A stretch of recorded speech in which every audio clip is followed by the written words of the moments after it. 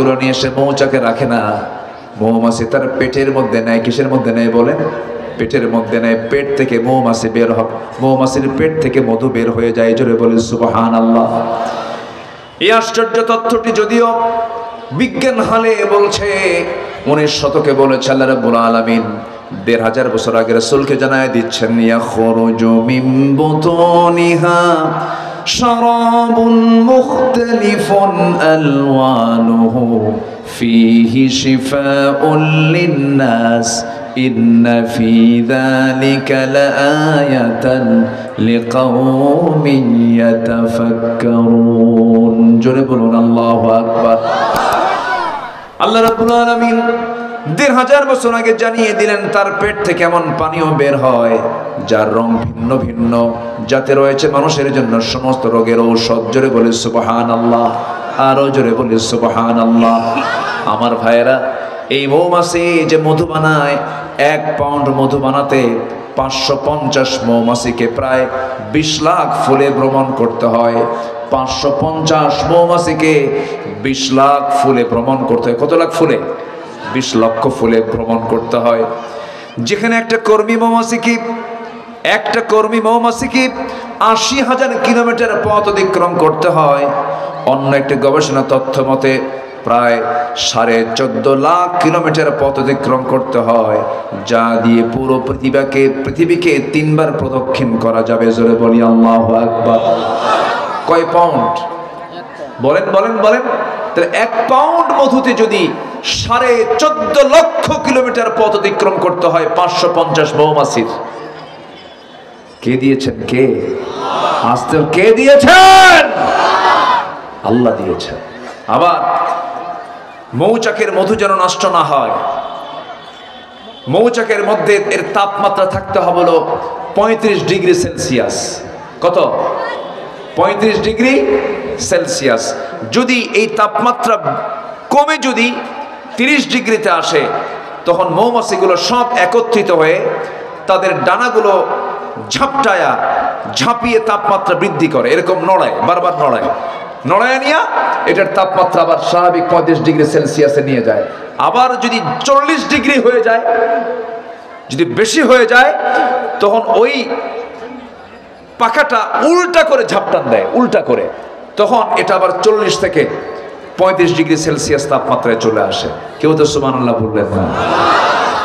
আবার এই মৌচাকের মধ্যে কোনো মধু সংগ্রহকারী কর্মী মৌমাছি যখন ভিতরে ঢুকতে নেয়, ওর পায়ের ভিতরে যদি কোনো জার্ম থাকে, ওই দরজার মুখে থাকে পুলিশ মৌমাছি, মানে অ্যাডমিনিস্ট্রেশন সে চালায়, প্রশাসন চালায়। যদি কোনো মৌমাছি ঢুকতে নিয়ে কোনো জার্ম নিয়ে ঢোকে, ওই পুলিশ মৌমাছির একটা টিম একসঙ্গে অ্যাটাক করে কামড়ায়া ওকে মেরে ফেলে। বলে যে আল্লাহই দিয়েছেন এই মৌমাছির, এই মৌচাকের মধু যেন জার্ম না হয়, এই জন্য তোকে হত্যা করা হলো। একটু আসতে বলি সুবহানাল্লাহ। তাহলে মৌচাকের দরজায় পুলিশ রেখে দিলেন মৌমাছির মধ্যে যেন মৌচাকের মধু যেন নষ্ট না হয়। আর বান্দা যায় কি করে? মধুর মধ্যে কি ঢুকায় দেয়? কি ঢুকায়? তাহলে এদের কি করা দরকার বলেন তো? যদি আল্লাহ তাআলার প্রশাসনে যদি ওই মৌমাছিকে যদি অন্য মৌমাছি যারা পুলিশ কামড়ায় যদি মেরে ফেলে, খাদ্যের মধ্যে যারা ভেজাল দেয় এদেরও ফাঁসির মঞ্চে ঝুলানো দরকার। কি ঠিক কিনা? যারা খাদ্যে ভেজাল দেয় তারা মানুষের শত্রু, মানবতার শত্রু। আমার দেশে আছে না নাই? তাহলে বলুন তো, কোরআন কি শুধু নামাজের কথা বলে? কোরআন কি শুধু নামাজের কথা বলে? একটা সূরা আছে সূরাতুল হাদিদ। সূরাতুল হাদিদ মানে হচ্ছে লোহা। হাদিদ মানে কি? লোহা। লোহা নামে সূরা। এটা কেমন ধর্মীয় কিতাব যে এর মধ্যে আবার লোহা নামে সূরা থাকে? বিষয়টা কিন্তু এরকম, ধর্মীয় কিতাবের মধ্যে থাকবে নামাজের কথা, রোজার কথা, দান সদকার কথা, এগুলো থাকবে। লোহা কেন এখানে আসলো? দেখেন, আধুনিক বিজ্ঞান বলতেছে লোহার সৃষ্টি পৃথিবীতে নয়, লোহা এসেছে বহির্জগৎ থেকে, অর্থাৎ আকাশ থেকে। কারণ পৃথিবীর পরিবেশে লোহ উৎপাদনের জন্য অনুপযোগী, কেননা সূর্যের তাপমাত্রা লোহ উৎপাদনের জন্য যথেষ্ট নয়। সূর্যের কেন্দ্রের তাপমাত্রা হচ্ছে 15 মিলিয়ন ডিগ্রি সেলসিয়াস। সূর্যের কেন্দ্রের তাপমাত্রা হচ্ছে, সূর্যের মূল সেন্টারে এটার তাপমাত্রা হচ্ছে 15 মিলিয়ন ডিগ্রি সেলসিয়াস। আমরা কিন্তু 30-35 কায়েত হয়ে পড়ি, 40 কায়েত হয়ে পড়ি, আর সূর্যের আভ্যন্তরীণ তাপমাত্রা হচ্ছে 15 মিলিয়ন ডিগ্রি সেলসিয়াস। কেউ তো আল্লাহু আকবার বললেন না। আচ্ছা, সূর্যের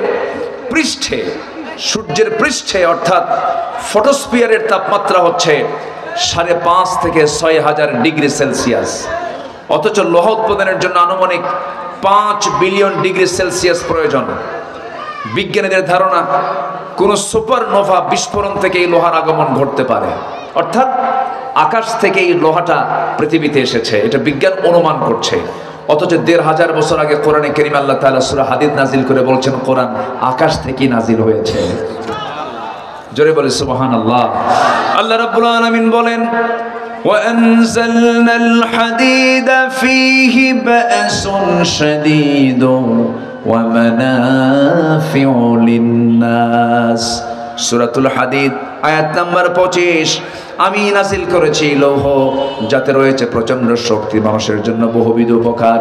ওয়ানজালনা, আলেম ওলামা যারা আছেন, ওয়ানজালনা মানে কোনো কিছু থেকে উপর থেকে পড়ে যাওয়া, আকাশ থেকে নাজিল করেছেন লোহা। তিনি আমার কে?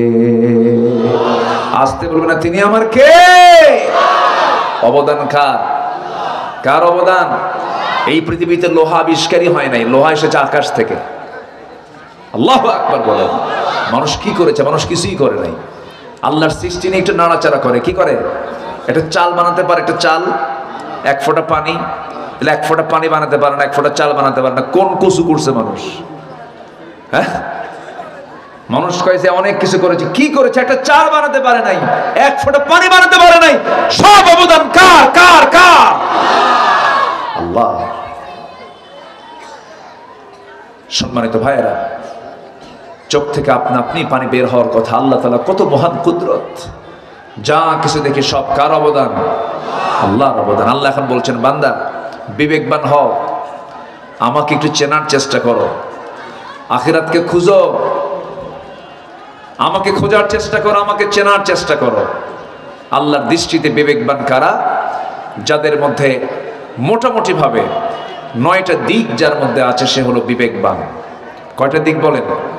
আমি কি একটাও বলেছি? না।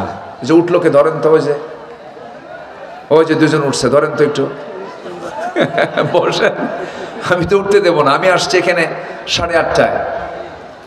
আমি আজকে বলছি যে আমারে তাড়াতাড়ি উঠাবেন, দেরি করাবেন না, কিন্তু ওই একই কাহিনী বলতে আমারে দেরি করায় ফেলে। কেউ উঠবেন না। আমি আজকে আলোচনার একটা কমপ্লিমেন্টসি টানবো সবাইকে নিয়ে। জোরে বলি ইনশাআল্লাহ। আমরা বিবেকহীন হব না বিবেকবান হব? বিবেকহীন না বিবেকবান? আল্লাহ নিজে সার্টিফিকেট দিচ্ছেন যার মধ্যে 9টা গুণ থাকবে সে বিবেকবান। আরবিতে তার নাম হচ্ছে উলুল আলবাব। বলুন উলুল আলবাব, বলেন উলুল আলবাব, আবার উলুল আলবাব, অর্থাৎ বিবেকবান। যার বিবেক ঠিক আছে তার জান্নাতও ঠিক আছে, যার বিবেক নাই তার জান্নাতও ঠিক নাই। কি কথা কি বোঝা গেল? যার ইংলিশ হচ্ছে কমন সেন্স, যার ইংরেজি কি? কমন সেন্স, মানে বিবেক। এটা খাদ্য খাওয়া যাবে, এটা অখাদ্য খাওয়া যাবে না। আচ্ছা বলেন তো, যে মদ খায় সেও কি জানে না যে মদ খেলে পরে আমার লিভার নষ্ট হয়? এরপরও কি করে? খায়। আচ্ছা চোর যে চুরি করে এটা কি ও কি ভালো মনে করে? আচ্ছা মুনাফিক যে মুনাফিকি করে এটাকে মুনাফিকি করে কি ভালো মনে করে? মুনাফিকি কিন্তু মুনাফিকি গালি দেয়, চোরও কিন্তু চোরকে গালি দেয়। যে জেনা করে সে কি মনে করে যে জেনা কাজটা ভালো? সে কিন্তু মনে মনে কিন্তু আসামি। কিন্তু এই যে একটা কমন সেন্স, এই যে একটা অনুভূতি ভিতরে কাজ করে, এটাই হচ্ছে বিবেক। বিবেক হচ্ছে পৃথিবীর সবচেয়ে বড় রাডার। এই বিবেক যদি কারো মধ্যে খেলে সে কখনো জাহান্নামে যাবে না। আমরা বিবেকটাকে ঠিক রাখি, জোরে বলি ইনশাআল্লাহ। উলুল আলবাব কারা? নাম্বার 1 হলো আল্লাহ রাব্বুল আলামিন সুন্দর করে বলছেন, মনোযোগ দিয়ে শুনবেন।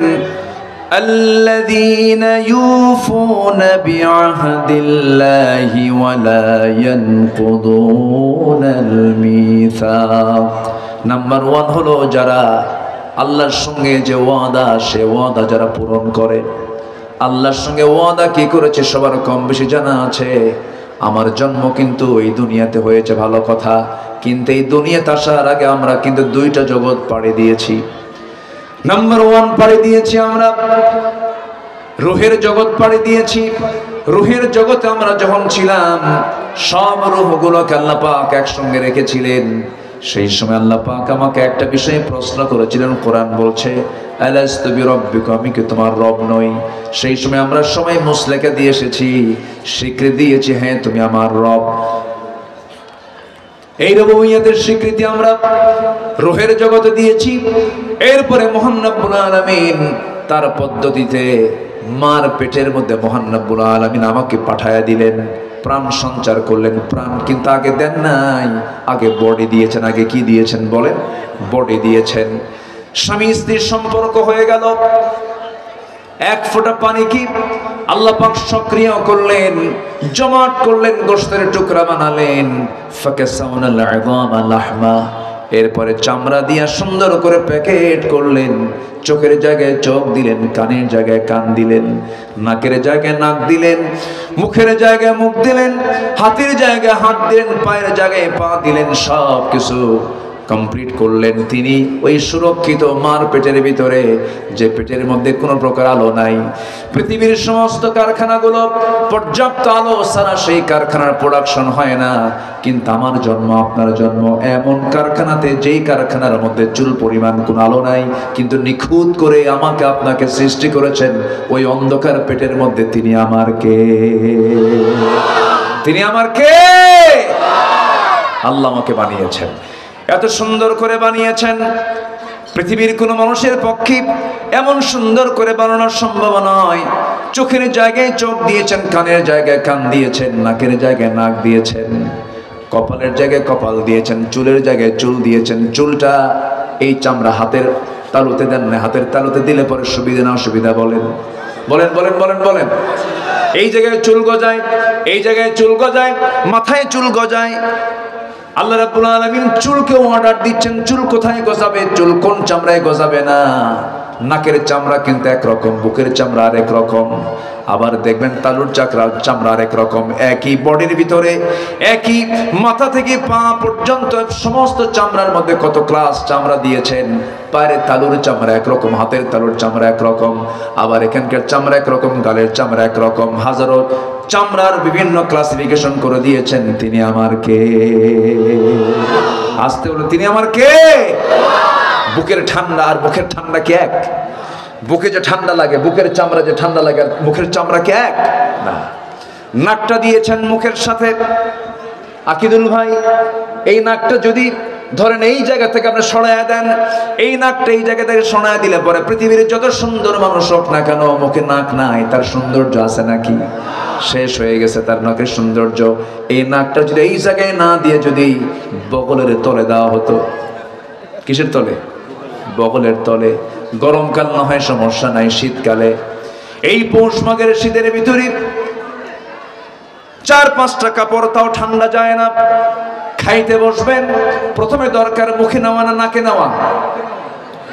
বলেন কোথায় নেবেন? আগে আগে নিতে হবে নাকে। নাক বলে দেবে ব্রেনকে, সিগন্যাল দেবে এটা খাবি, কারণ সুন্দর সুগন্ধ পাওয়া যাচ্ছে, বাসি না, গন্ধ না, ভালো কিছু। নাক আগে সিগন্যাল দেবে, ব্রেনে গিয়ে হিট করবে, এরপরে মুখের মধ্যে নিবেন, জিহ্বার উপরে পড়বে, জিহ্বা আবার সিগন্যাল দিবে, ভালো, খুব স্বাদ হয়েছে। সুবহানাল্লাহ বলবেন না? খাই তো হুঁশ থাকে না, খাই তো ঠিকই, কিন্তু হুঁশ তো থাকে না। অথচ জিহ্বার স্বাদটা দিয়েছেন কে? নাকটা এখানে মুখের সঙ্গে লাগায় দিয়েছেন কে? আর বগলে যদি দেওয়া হতো তাহলে কি হতো? শীতের দিন 4-5টা কাপড় সব খুলে আগে নাকের সামনে খাবার দেওয়ার বলা লাগতো, না বলে এটা জায়েজ কি না জায়েজ, কত সুবিধা হয়ে যেত। গতকালকে আমার চট্টগ্রাম মাহফিল ছিল, তার আগের দিন ছিল ঢাকায়, গেলাম, আবার আসলাম, আবার ঢাকা থেকে এখানে আসলাম। বছর 10 আগের কথা এরকম করে পরিশ্রম করছিলাম। হঠাৎ করে এক সময় মনে হলো, আল্লাহ এরকম যদি কোনো সিস্টেম হতো, গোটা বডিগুলোকে যদি স্ক্রু নাট বল্টু সিস্টেম যদি করে দিতা, ঘুমের সময় এত লম্বা দেহ অসুবিধা হয়, পা নাট সিস্টেম, হাত নাট সিস্টেম, নাট দিয়ে টাইট মারবো আবার সক্রিয় হয়ে যাবে, এরকম হলেই তো মনে ভালো হতো। কিছুক্ষণ পরে দেখি একজন লোকের ব্যাগ চুরি হয়ে গেছে। কি চুরি হয়েছে? যদি ওটা যদি ঠ্যাঙের ব্যাগ হতো তাহলে কি হতো বলুন তো? বলেন কি সুবিধা না অসুবিধা? অসুবিধা হয়ে যেত। আল্লাহ তাআলা এসেনশিয়াল যা দরকার মাথা থেকে পা পর্যন্ত সব দিয়ে দিয়েছেন, মৃত্যুর দিন পর্যন্ত সব আমার সাথী থেকে যাবে। আল্লাহু আকবার। আবার যে চোখগুলো দিয়েছেন, এই চোখটা চায়না চোখ দেন নাই। চায়না চোখ, চায়না জিনিস তো টেকে নাকি? চায়না জিনিসটাকে কম টেকে। আল্লাহ পাক যে চোখটা দিয়েছেন চায়না মার্কা দেন নেই। দাঁত যে দিয়েছেন চায়না মার্কা দেন নেই, দিয়েছেন মজবুত করে, যেন তুমি মৃত্যু পর্যন্ত যেন এই সমস্ত অর্গানগুলো, এই সমস্ত পার্টস পাতিগুলো নিয়ে যেন চলতে পারো। সুবহানাল্লাহ বলবেন না? কে দিয়েছেন? কে দিয়েছেন? আমাদের দেহে যে ডিএনএ আছে, ডিএনএ, আমাকে একটু বলা হয়েছে আজকে একটু সায়েন্স নিয়ে কিছু কথা বলার জন্য। কি কষ্ট পাচ্ছেন নাকি আপনারা? কোরআন যে সায়েন্স, একটু দেখেন না, একটু আমি বলি, আমি আমার মূল লাইনের দিকে আস্তে আস্তে যাচ্ছি। আমার দেহ নিয়ে কথা বলছি। আমাদের মাথা থেকে পা পর্যন্ত আমাদের দেহে ডিএনএ আছে। ডিএনএ, ধরেন একটা মহিলার পেটে বাচ্চা, এই বাচ্চাটা কোন পুরুষের, এখন কি আর আড়াল করার সুযোগ আছে? আস্তে আড়াল করার কোনো সুযোগ আছে? নাই। আগে না হয় এগুলো ছিল না, কোনো চেক আপ ছিল না, এখন উপায় নাই। কোথায় কোনো আকাম কুকাম করছো, ডিএনএ টেস্ট করলেই সব ধরা পড়ে যাবে। আপনি বিড়ি খান কি বিড়ি খান না, গাঁজা খান কি গাঁজা খান না, মদ খান কি মদ খান না, আপনি হাজারবার বললে কাম হবে না। ব্লাড টেস্ট করলেই ধরা পড়বে যে আপনি কত গাঁজা জীবনে খাইছেন। কি কথা কি বুঝতেছেন? এখন সবকিছুই চেক আপ হয়। আমার হাতে যদি চাকরির ক্ষমতা থাকতো, চাকরি দেওয়ার দায়িত্ব যদি আমার থাকতো, আমি আগে সবার আগে কি করতাম জানেন? সবার আগে করতাম হচ্ছে এটাই, চাকরি সেই করতে পারবে আগে যার ব্লাড টেস্ট হবে। ব্লাড টেস্টে যদি কোনো মাদক ধরা পড়ে, ওর চাকরি আজীবন নিষিদ্ধ। আসতে কোন কেন? এমনকি ড্রাইভিং লাইসেন্স, ড্রাইভিং লাইসেন্সের জন্য বিআরটিএতে যাবে, কোন ড্রাইভার ড্রাইভারি করবে, আগে তার ব্লাড টেস্ট হবে, সে নেশা করে কিনা, নেশাখোর কিনা। নেশা হলে পরে আজীবন তার লাইসেন্স বাতিল হয়ে যাবে। সব ঠিক হয়ে যেত। কিন্তু দেশ যে চালাইছে 54 বছর সব ফেরেশতারা। আমার দেশ যারা চালাইছে সব কারা? ফেরেশতারা।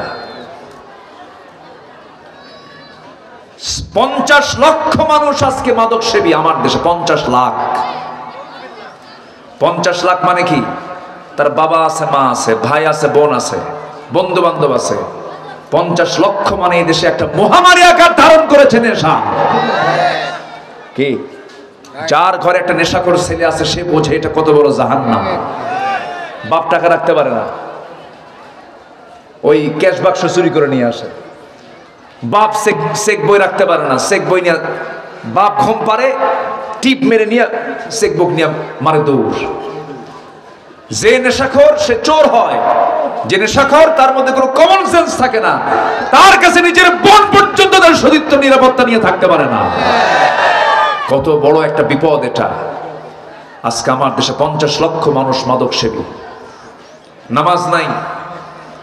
20 কোটি মানুষের ভিতরে, মুসলমানের ভিতরে মাত্র 5% মুসলমান নামাজ পড়ে। আজকে যদি এমন কন্ডিশন করত, এই রাষ্ট্রের প্রতিটি নাগরিক আজান হওয়ার সঙ্গে সঙ্গে চেয়ারম্যানের পেছনে মেম্বার নামাজ পড়বে, ওসির পেছনে দারোগা নামাজ পড়বে, এমপির পেছনে জনগণ নামাজ পড়বে, রাষ্ট্রপতির পেছনে সচিবরা নামাজ পড়বে। প্রত্যেকটা জায়গায় যদি নামাজের পরিবেশ তৈরি হতো, মদের ব্যাপারে যদি আইন পাস হতো, জেনার বিরুদ্ধে যদি আইন পাস হতো, এই দেশটা হয়ে যদি জান্নাতের টুকরা, দুর্নীতির কোনো গন্ধ থাকতো না। এমন দেশ সবাইকে চান?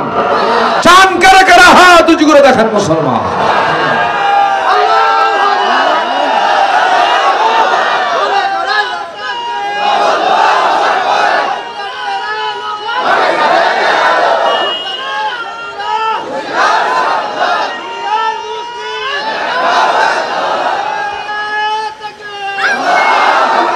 আল্লাহ কবুল করেন, জোরে বলি আমিন। আরো জোরে আমিন। মানুষের শরীরে যে ডিএনএ আছে, ডিএনএ, এই ডিএনএ এর পরিমাণ হলো 2000 কোটি কিলোমিটার। একটা মানুষের 2000 কোটি কিলোমিটার। আকিদুল ভাই, মানুষের ডিএনএ এর দৈর্ঘ্য হচ্ছে 2000 কোটি কিলোমিটার। একটা মানুষ। কয়টা মানুষ বলেন? একটা। পৃথিবী থেকে সূর্য পর্যন্ত 50 বারেরও বেশি আসা যাওয়া করলে যে দূরত্ব হবে তার সমান হচ্ছে ডিএনএ এর ডিসটেন্স, ডিএনএ এর দৈর্ঘ্য। আল্লাহু আকবার বলেন। আমাদের দেহে যে কোষ, এই কোষের সংখ্যা হলো 37.2 ট্রিলিয়ন। সেন্সরি রিসেপ্টর আছে হলো 110 মিলিয়ন। লোহিত রক্তকণিকার বিসি এটা আছে হলো 30 ট্রিলিয়ন। শুধুমাত্র মস্তিষ্কের নিউরন সংখ্যা হলো 100 বিলিয়ন। কেউ তো আল্লাহু আকবার বললেন না। কয় মানুষের কথা বলছি? একজন। আল্লাহ বান্দাকে আল্লাহ আমারে কি দিছে? আল্লাহ আমারে কি দিছে? সম্মানিত ভাইয়েরা, মানুষের দেহে যে ব্লাড ভেসেল আছে, ব্লাড রক্তের যে ভেসেল আছে, এটার দৈর্ঘ্য হচ্ছে 97,000 কিলোমিটার, যা 42 বিলিয়ন। আল্লাহু আকবার বলেন। সামান্য ইয়ারফোন, 2-3 হাত ইয়ারফোন পকেটে তুলে পরে প্যাঁচ লাগে, প্যাঁচ আটকে লেগে যায়। আর আমাদের ব্লাড ভেসেল হচ্ছে 97,000 কিলোমিটার লম্বা, কোনোদিন প্যাঁচ লাগলো না। জোরে বলি সুবহানাল্লাহ। আরো জোরে বলি সুবহানাল্লাহ। কে দিয়েছেন? আস্তুর কে দিয়েছেন? আমাদের দেহে হাড়ের সংখ্যা হলো 206টা, পেশির সংখ্যা হলো 639টা, কিডনির সংখ্যা হলো 2টা। কিডনি একটা দিলেও চলতো, রিজার্ভ দিয়েছেন আরেকটা। সুবহানাল্লাহ। দুধদাঁতের সংখ্যা হলো 20টা, পাজের সংখ্যা হলো 12 জোড়া, হৃদয়ের চেম্বার সংখ্যা হলো 4টা। এরপরে মেরুদণ্ডের সংখ্যা হলো 33টা, মাঝারি কানের হাড়ের সংখ্যা হলো 6টা, মুখের যে হাড়ের সংখ্যা হলো 14টা, স্কাল মধ্যে হাড় সংখ্যা হলো 22টা, বুকে হাড় সংখ্যা হলো 25টা। এরপর অন্ত্রহাড় সংখ্যা হলো 6টা। আমার বন্ধুগণ, মানুষের বাহুতে পেশির সংখ্যা হলো 72টা, হৃদয়ের পাম্প হলো 2টা, বৃহত্তম অঙ্গ হলো চামড়া, বৃহত্তম গ্রন্থি হলো লিভার, ছোট কোষ হলো রক্তের কোষ, বৃহত্তম কোষ হলো ডিম্বা সেল, ছোট হাড় হলো স্ট্যাপ, সর্বাধিক ধমনী হলো 12টা। আমাদের দেহে রক্তের একটি সমুদ্রের সমপরিমাণ লবণ রয়েছে। জোরে কই সুবহানাল্লাহ। আল্লাহ রাব্বুল আলামিন মাথা থেকে পা পর্যন্ত বান্দাকে নিজেই বলছেন। আল্লাহ রাব্বুল আলামিন বলছেন, বান্দা নিজেই তোমার নিজের দিকে তাকায় দেখো, কাউকে দেখা লাগবে না। আমাকে চেনার জন্য আমি তোমার মধ্যে সবকিছু দিয়ে দিয়েছি। ওয়াফি আনফুসিকুম আফালা তুবসিরুন। বান্দা তুমি তোমার নিজের দিকে তাকায় দেখো, আমি তোমাকে কত সুন্দর করে বানায় দিয়েছি। বান্দা, আমার নামে জিকিরটা করো, আমার শুকরিয়া আদায় করো, আমার সঙ্গে তুমি সখ্যতা গড়ে তোলো, আমার সঙ্গে তুমি মহাব্বত গড়ে তোলো। ফজর যখন আজান হয়ে যাবে, যখন কোনো বান্দা ওই সময় যদি ঘুম থেকে উঠতে পারে, শয়তান তাকে ওয়াসওয়াসা দিতে পারে না। শয়তান প্রত্যেক রাত্রিতে এসে বান্দার শিয়রে ফজরের একটু আগ দিয়ে, যে সময় তাহাজ্জুদের সময়, সেই সময় শয়তান এসে প্রত্যেক বান্দার শিয়রে বসে 3টা গিট মারে। কয়টা গিট মারে বলেন? গিট মারা বোঝেন তো? গিট কাকে বলে? এলাকায় কি বলে? গিরা। ও যে মানে দড়ি দিয়ে যে বাঁধে, কি বলে? গিরা মারে। হ্যাঁ, গিরা তো, এটাও গিরা। এটা গিরা না নাকি? এটাও গিরা। গিট দেওয়া মানে বাঁধন দেওয়া, বাঁধন। শয়তান করে কি? প্রত্যেক রাতে শেষ রাতে এসে 3টা বাঁধন, 3টা গিট বান্দাকে মেরে দিয়ে সে আবার ওয়াজও করে। তার ওয়াজটা হলো আলাইকা লাইলুন তাবিল, আলাইকা লাইলুন তাবিল। ও বান্দা, তোমার রাত বড় লম্বা, ঘুমাও ঘুমাও, তোমার রাত বড় লম্বা। আজান হয়ে যায়, বান্দা ওঠে না। কিন্তু ওই সময় ওই 3টা গিট যদি কেউ ছুটাতে চায়, রাসূল পরামর্শ দিলেন 3টা কাজ করলে পরে শয়তানের গিট 3টাই ছুটে যায়। নাম্বার 1 হলো, বান্দা যদি ওই সময় গা ঝাড়া দিয়া আলহামদুলিল্লাহিল্লাযী আহয়ানা বা'দা মা মাতানা ওয়া ইলাইহিন নুশুর, যদি বান্দা যদি এই দোয়া পড়ে যদি বিছনা থেকে উঠে, পেটটাকে যদি বিছনা থেকে সরা দিয়ে বসে পড়ে, তার একটা ওই বাঁধনটা ছুটে যায়, একটা গিট ছুটে যায়। আবার যখন সে ওযু বানায় নামাজের নিয়তে ওযুর মধ্য দিয়ে দুইটা গিট তারে ছুটে গেল। যখন সে হেঁটে হেঁটে মসজিদের দিকে রওনা দিয়ে যখন নামাজটা শুরু করে দিল, সূরা ফাতিহা যখন পড়লো, তার 3 নাম্বার গিটটাও ছুটে গেল। 24 ঘন্টা বাকি সময়টা শয়তান তার কাছে আসার আর সাহস পায় না। জোরে কোন সুবহানাল্লাহ। তাহলে ফজরের পূর্বে আমরা কয়টা বাঁধন ছুটাবো বলেন? কয়টা গিট ছুটাবো বলেন? এই 3টা গিট বেঁধে দেয় কে? কে বেঁধে দেয়? সবাইকে আজকে থেকে এই 3টা গিট কি ছুটাতে রাজি আছি? ফজর পড়বেন কারা কারা একটু হাত তুলে দেখান দেখি। জোরে বলি আল্লাহ, আরো জোরে বলি আল্লাহ। আমাদেরকে 5 ওয়াক্ত সালাত আদায় করার তৌফিক তুমি আল্লাহ দিয়ে দাও। জোরে বলি আমিন, আরো জোরে আমিন, আরো জোরে আমিন। নামাজ কার হক? আসতে বলে নামাজ কার হক? যে দলে নামাজ নাই সেই দলে আমরা নাই। রাজি আছেন তো? যে দলের কর্মসূচিতে নামাজের কর্মসূচি থাকে না সেই দলের নেতৃত্বের মুখে আমরা থুতু মারি। মনে থাকবে তো সবার? আমার দেশে এমন দল আছে না নাই যে দলের নেতাও নামাজ পড়ে না, কর্মীও নামাজ পড়ে না, এবং দলের কোনো নির্দেশনাও নাই যে নামাজ পড়ো। সম্মানিত ভাইয়েরা, যেখানে আল্লাহর হক নষ্ট হবে সেই জায়গায় আমার যাওয়ার কোনো দরকার নাই।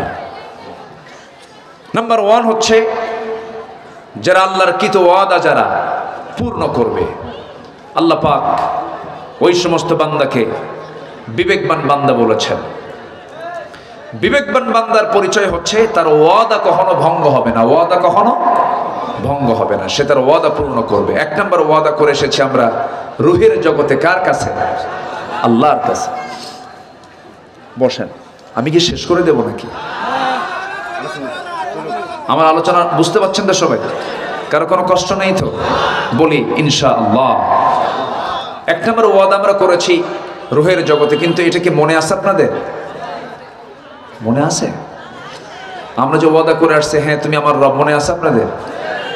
হ্যাঁ, এই মনে আছে কার? হাত তোলেন দেখি। মনে আছে আপনাদের? কি কর? আমার তো মনে নেই। রুহের জগতে আমাকে যে আল্লাহ প্রশ্ন করেছেন, আলাস্তু বিরাব্বিকুম, আমি কি তোমার রব? হ্যাঁ তুমি আমার রব। এটা কি মনে আছে আপনাদের? কি করে? হ্যাঁ, ভালো করে মনে আছে? জটিল ব্যাপার তো। আচ্ছা, মার দুধ খাইছেন, এটা কি মনে আছে? হ্যাঁ, বুঝলাম না কিছু। আচ্ছা, মার পেটের মধ্যে যে সিলিন্ডার মনে আছে? দেখছেন সেই সময়? তাহলে হালকা মনে আছে। মার পেটে ছিল, হালকা মনে আছে। আচ্ছা জি, বুঝতে পারছি। আমার সঙ্গে একটু মজা করতেছেন আপনারা। শোনেন, মার পেটে ছিলাম মনে নাই, মার দুধ খাইছি এটাও মনে নাই। 2 বছর বয়সে মনে থাকে? মনে থাকার কথা না তো। কিন্তু মার পেটে যে আমি ছিলাম এটা আমার মনে নাই, কিন্তু এটা অবশ্যই সত্য না মিথ্যা বলেন? সত্য। দুধ পান করেছে, এটাও সত্য। এরপরে তেমনি আমি যে রুহের জগতে ছিলাম এটাও সত্য।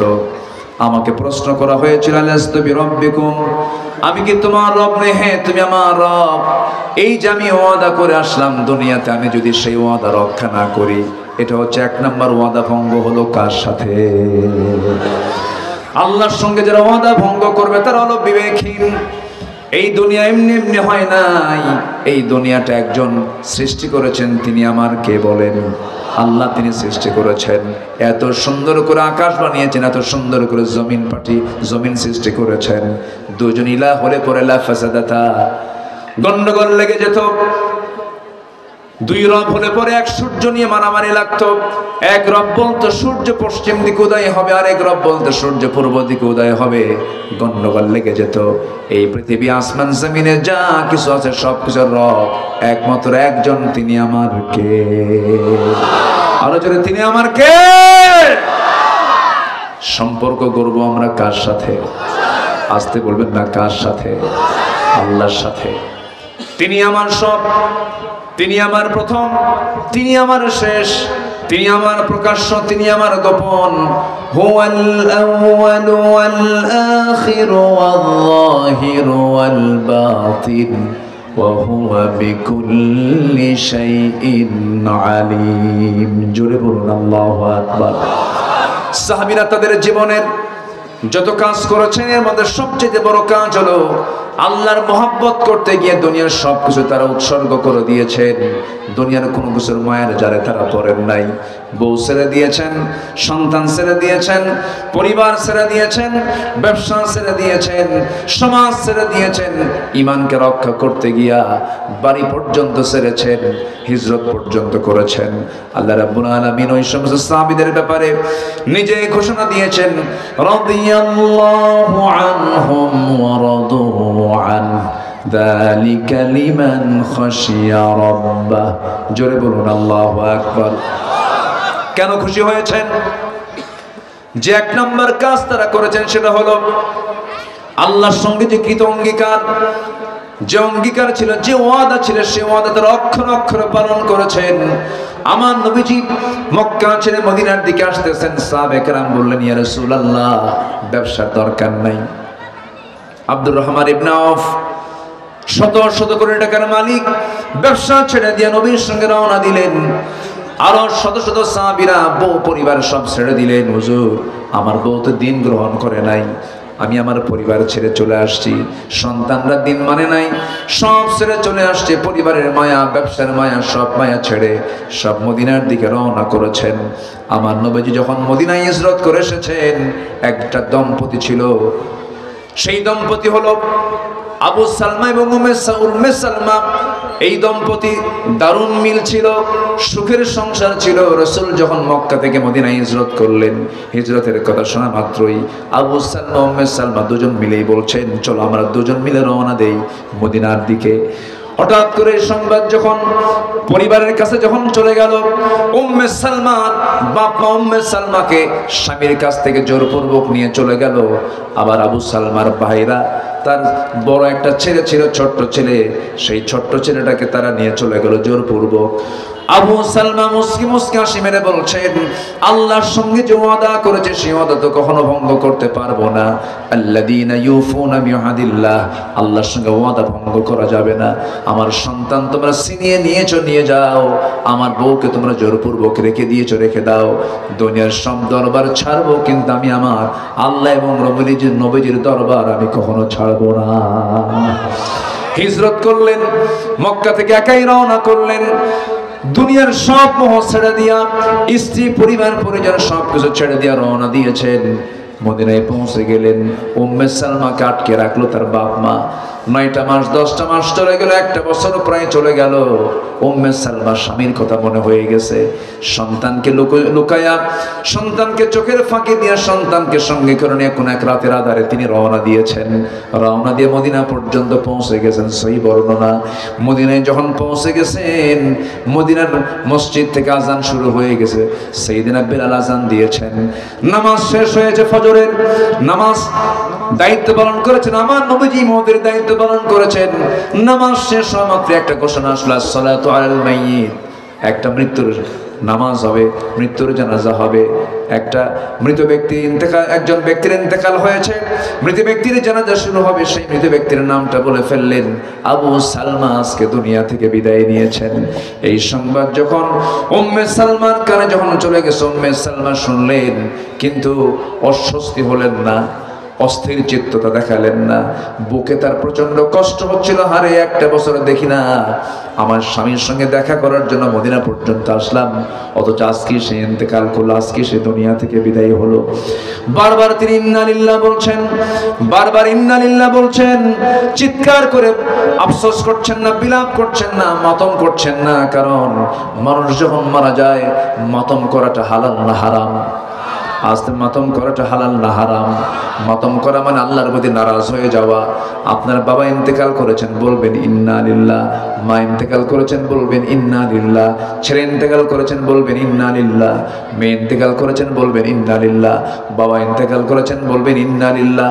যদি আপনি বুকেও শুধু মাতম করেন, মাটি থাবড়ান, জিহ্বা কামড়ান, চিৎকার করেন, বিভিন্ন কথাগুলো বলেন, কারণ ওই বান্দার মৃত্যুর ফয়সালা কারো থেকে হয় না, মৃত্যুর ফয়সালা হয় একমাত্র কার পক্ষ থেকে? এই জন্য বলতে হবে ইন্না লিল্লাহ। বলেন ইন্না লিল্লাহ। এটা হলো সবচেয়ে বড় দোয়া। এর বাইরে কখনো বলা যাবে না আহারে ক্ষণজন্মা, আহারে কেমনে বললো, আহারে ওই জায়গায় না গেলেও হতো, আহারে কেমন করে দুনিয়া থেকে বিদায় হলো, এমন করে বলা মানেই আল্লাহর নারাজ হয়ে যাওয়া, আল্লাহ পাক নারাজ হয়ে যাওয়া। এই সমস্ত কথাগুলো উম্মে সালমা কিচ্ছু বললেন না, শুধু বলছেন ইন্না লিল্লাহ, ইন্না লিল্লাহ, ইন্না লিল্লাহ। আমার স্বামী চলে গেছে, আফসোস করছেন না, শুধু ইন্না লিল্লাহ বলছেন, দোয়া করছেন তার জন্য, আল্লাহ তুমি আমার স্বামীটাকে উত্তম জান্নাত দিয়ে দাও।